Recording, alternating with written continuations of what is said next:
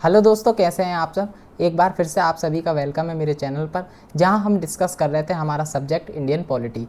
इससे पहली वाली वीडियो में हमने समझा था कि पॉलिटी वर्ड का मतलब क्या होता है, क्या क्या चीज़ें हम पॉलिटी के अंदर पढ़ते हैं, और साथ ही साथ हमने समझा था कि कॉन्स्टिट्यूशन क्या होता है, किसी देश के अंदर कॉन्स्टिट्यूशन की क्या ज़रूरत होती है, और कुछ बेसिक टर्म्स को भी समझा था। लेजिस्लेचर, एग्जीक्यूटिव और जुडिशरी का क्या रोल है हमारी कंट्री के अंदर, इनके फंक्शंस को भी समझा था। साथ ही साथ यूनियन लेवल और स्टेट लेवल, दोनों लेवल पर किस तरीके से गवर्नमेंट का स्ट्रक्चर होता है ये भी हमने जाना था।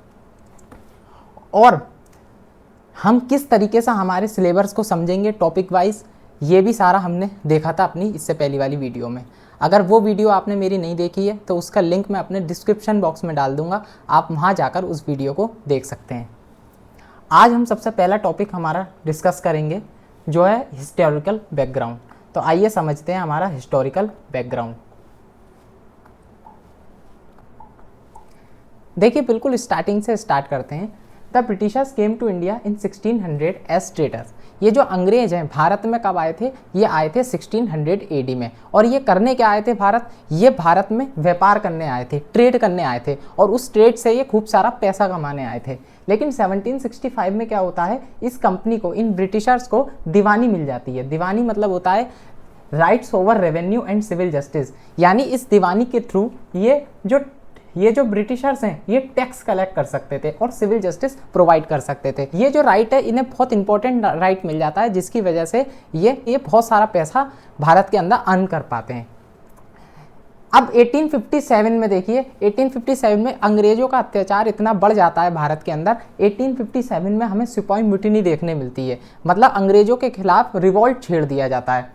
इसे हम फर्स्ट वार ऑफ इंडिपेंडेंस भी बोलते हैं, यानी आज़ादी के लिए हमारी प्रथम लड़ाई।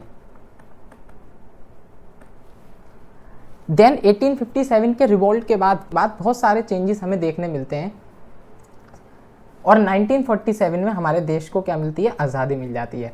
उसके बाद कॉन्स्टिट्यूएंट असेंबली फॉर्म की जाती है, जिसका काम होता है देश के अंदर संविधान को बनाना। और 26 जनवरी 1950 में हमारा कॉन्स्टिट्यूशन इम्प्लीमेंट कर दिया जाता है, जो कि तैयार होता है हमारा 26 नवंबर 1949 के अंदर। इम्प्लीमेंट किया जाता है 26 जनवरी 1950 में। अब ये जो हमारा इतना बड़ा टाइम पीरियड है, 1600 में जब हमारे यहाँ ब्रिटिशर्स आए, 1765 में जब इन्हें राइट्स मिलने चालू हुए, 1857 में जब रिवॉल्ट हुआ, और 26 जनवरी 1950 को हमारा कॉन्स्टिट्यूशन बन करके तैयार हो गया, और 1947 में हमें आज़ादी मिली। ये जितना भी इतना बड़ा टाइम पीरियड है, इसके जो बीच की हिस्ट्री है ये हमें अपने हिस्टोरिकल बैकग्राउंड में पढ़नी है। अब ये जो हमारा अंग्रेजों का रूल है इसे हम दो पार्ट में डिवाइड करते हैं, पहला कंपनी रूल और क्राउन रूल। कंपनी रूल हमारा 1773 से लेकर के 1858 तक चलता है, लेकिन 1858 के बाद जब हमारी 1857 में सिपाही मिटनी होती है, उसके बाद बहुत सारी चीज़ें चेंजेस होने की वजह से ये जो कंपनी रूल है इसे ख़त्म कर दिया जाता है, और पावर किसके हाथ में चली जाती है, डायरेक्ट ब्रिटिश क्राउन के हाथ में चली जाती है। इसी वजह से इसको हम क्राउन रूल बोलते हैं। 1858 से लेकर के ये 1947 तक चलता है, जब तक हमें आज़ादी नहीं मिल जाती। तो आज हम सबसे पहले इसी कंपनी रूल को पढ़ेंगे, जो कि 1773 से 1858 तक चलता है। देखिए, इस कंपनी रूल में और क्राउन रूल में बहुत सारे लॉज पास किए गए थे ब्रिटिश पार्लियामेंट के द्वारा। उन्हीं लॉज को हम डिस्कस करेंगे। देखिए, सबसे पहला एक्ट आता है हमारा कंपनी रूल के अंदर, वो है रेगुलेटिंग एक्ट ऑफ 1773। लेकिन ये एक्ट्स चालू करने से पहले एक छोटी सी बात को यहाँ पर समझ लेते हैं। देखिए,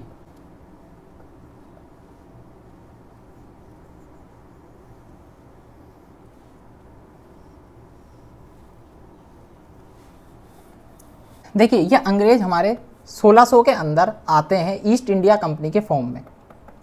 होता क्या है, क्वीन एलिजाबेथ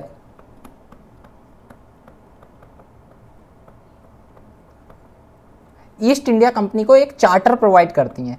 चार्टर क्या होता है, राइट प्रोवाइड करती हैं कि जाओ और भारत में जाकर के क्या करो, ट्रेड करो। इस चार्टर को पा करके ये ईस्ट इंडिया कंपनी के लोग भारत के अंदर आते हैं, और भारत के अंदर आने के बाद ये 3 जगह अपनी पावर को बहुत स्ट्रांगली इस्टेब्लिश कर लेते हैं। उन 3 में से आता है हमारा बंगाल, मद्रास एंड बॉम्बे।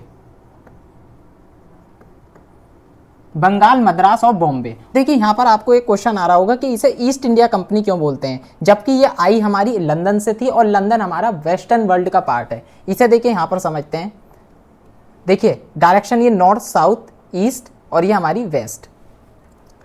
अब ये लंदन इंग्लैंड है हमारा वेस्टर्न वर्ल्ड के अंदर, और इंडिया है हमारे इसके कंपैरिजन में ईस्टर्न साइड पर।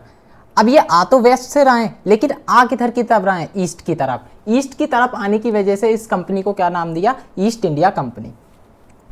अब ये एक छोटा सा आइडिया लिया, अब आप जब एक्ट पढ़ेंगे तो बहुत अच्छे से चीजें समझ में आएंगी। देखिए सबसे पहला एक्ट हमारा कंपनी रूल के अंदर ब्रिटिश पार्लियामेंट के द्वारा कौन सा पास किया गया, 1773 रेगुलेटिंग एक्ट। बहुत इंपॉर्टेंट एक्ट है ये एक्ट देखिए काफी इंपॉर्टेंट है। First step taken by British government to control regulate the affair of East India company in India. देखिए ये ब्रिटिश गवर्नमेंट के द्वारा लिया गया पहला ऐसा स्टेप था जिसके द्वारा ईस्ट इंडिया कंपनी के अफेयर्स को मैनेज किया गया और कंट्रोल किया गया भारत के अंदर। अब देखिए होता क्या था, ईस्ट इंडिया कंपनी के लोग इतना पैसा कमा रहे थे भारत से, इतना करप्शन देखने मिल रहा था हमें ईस्ट इंडिया कंपनी के लोगों में, और यहाँ तक कि इतना पैसा ये कमा लिया करते थे कि जब ये वापस इंग्लैंड जाते थे ईस्ट इंडिया कंपनी के लोग, तो वहाँ के लोग इन्हें नवाब्स कहकर बुलाया करते थे। मतलब इतना पैसा ये कमा लिया करते थे हमारी इंडिया से। अब ये ब्रिटिश गवर्नमेंट खुद परेशान हो गई थी कि ईस्ट इंडिया कंपनी में इतना सारा करप्शन क्यों और कैसे हो रहा है। इसलिए ये ईस्ट इंडिया कंपनी के लोगों को मैनेज करने के लिए इन्होंने कई सारे एक्ट पास किए, जिनमें से ये पहला एक्ट था हमारा रेगुलेटिंग एक्ट ऑफ 1773। इस एक्ट से एक काम और हुआ, foundation of central administration in India. British के एडमिनिस्ट्रेशन की नींव रखी गई इस एक्ट के थ्रू भारत के अंदर। अब फीचर्स क्या क्या थे इस एक्ट के,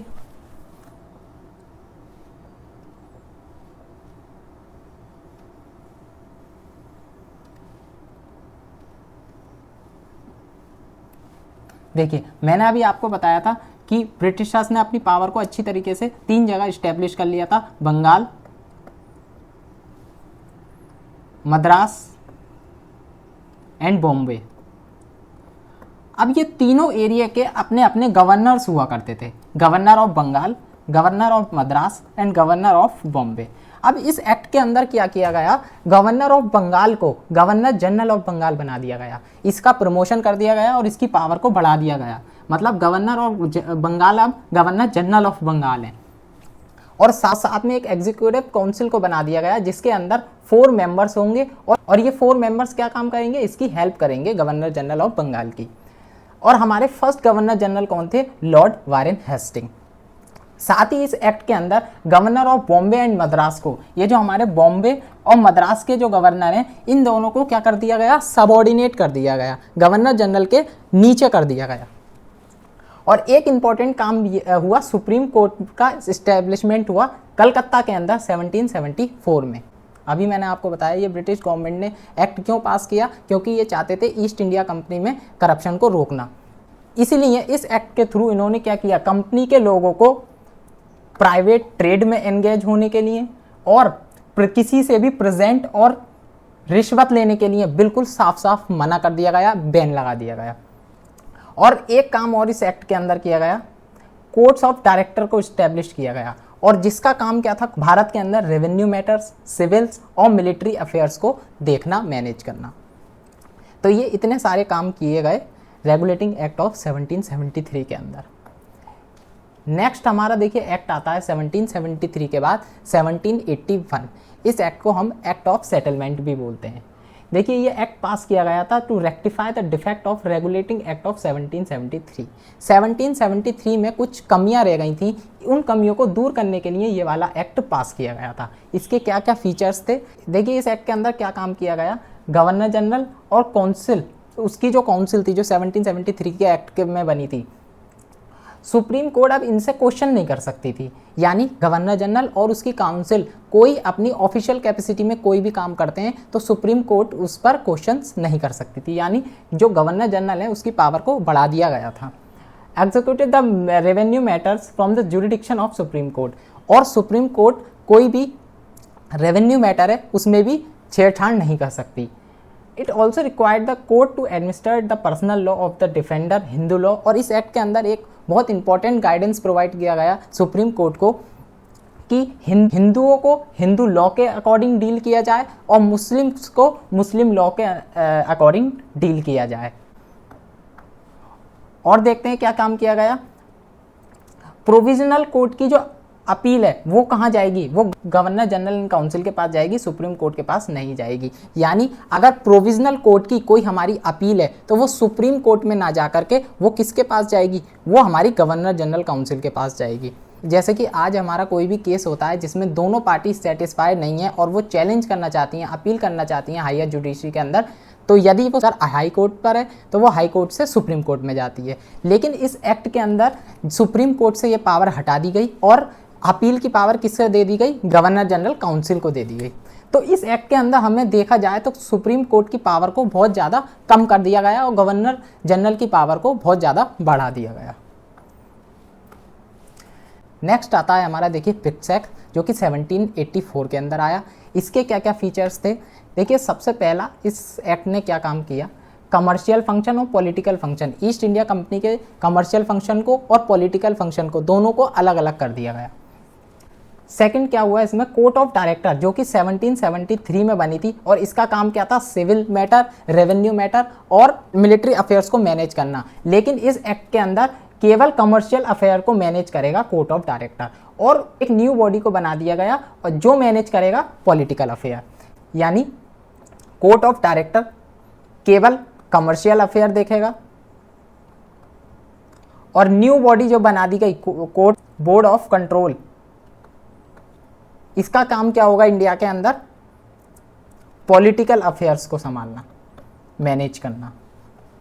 तो इस तरीके से हमें ये डबल गवर्नमेंट का सिस्टम देखने मिलता है जब कोर्ट ऑफ डायरेक्टर और बोर्ड ऑफ कंट्रोल को बना दिया जाता है।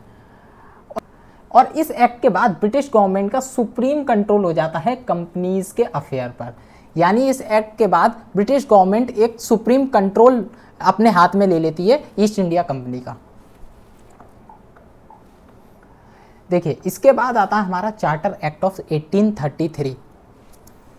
ये फाइनल स्टेप होता है ब्रिटिश गवर्नमेंट के द्वारा लिया गया, जिससे उनकी जो पावर है ना वो सेंट्रलाइज हो जाती है, काफ़ी स्ट्रांग हो जाती है इंडिया के अंदर। अब फीचर्स क्या क्या थे इस एक्ट के, it made the governor general of Bengal governor general of India. हमने देखा था रेगुलेटिंग एक्ट ऑफ 1773 में गवर्नर ऑफ बंगाल को गवर्नर जनरल ऑफ बंगाल बना दिया जाता है, लेकिन इस चार्टर में क्या काम करते हैं, गवर्नर जनरल ऑफ बंगाल को गवर्नर जनरल ऑफ इंडिया बना दिया जाता है। यानी उसकी पावर को पूरी इंडिया में इस्टेब्लिश कर दिया जाता है। और हमारे जो first governor general of India थे वो थे हमारे लॉर्ड विलियम बेंटिक। देखिए नेक्स्ट पॉइंट देखते हैं। देखिए इससे पहले जितने भी लॉज बनते थे उन्हें रेगुलेशन बोला जाता था, जैसे कि हमारा रेगुलेटिंग एक्ट ऑफ 1773। लेकिन इस एक्ट के बाद जितने भी लॉज बने उन्हें क्या बोले जाने लगा, एक्ट्स। मतलब जो लॉज केवल रेगुलेट करने के लिए ईस्ट इंडिया कंपनी को पास किए जाते थे उन्हें अब क्या बोला जाने लगा, एक्ट्स बोले जाने लगा। इस लिमिट तक कितनी पावर बढ़ गई थी ब्रिटिशर्स की, जो कंपनी केवल कमर्शियल पर्पज से आई थी, बिजनेस करने आई थी, वो एडमिनिस्ट्रेशन करने लगी, कमर्शियल बॉडी से पॉलिटिकल बॉडी बनने लगी। इस एक्ट के अंदर देखिए एक ओपन कंपटीशन का भी प्रोविजन लाया गया, किसके लिए, for the selection of civil servant. लेकिन इंडियन को डिबार्ड कर दिया गया, मतलब इंडियन ये पेपर नहीं दे सकते थे क्योंकि कोर्ट ऑफ डायरेक्टर की तरफ से बहुत ज़्यादा अपोजिशन आ रहा था, इस वजह से ये चीज़ नहीं हो पाई। डिप्राइव गवर्नर ऑफ बॉम्बे और मद्रास की लेजिस्लेटिव पावर को डिप्राइव कर दिया गया इस एक्ट के अंदर।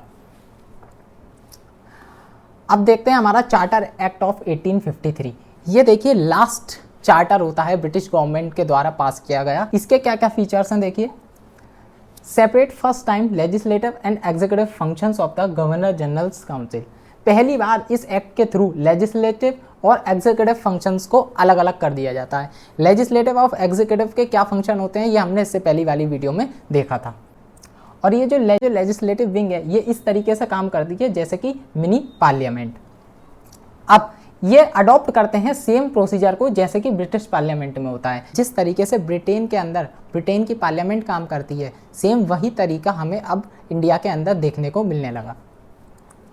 Introduce open competitive exam. देखिए इस एक्ट के अंदर ओपन कॉम्पिटिटिव एग्जाम का भी प्रोविजन लाया गया और इस बार ये इंडियंस के लिए भी ओपन था, यानी इंडियंस भी ये पेपर दे सकते थे। और इसके लिए एक कमेटी को अपॉइंट किया गया जिसे मोकल कमेटी बोलते हैं, और ये कब अपॉइंट हुई? 1854 के अंदर।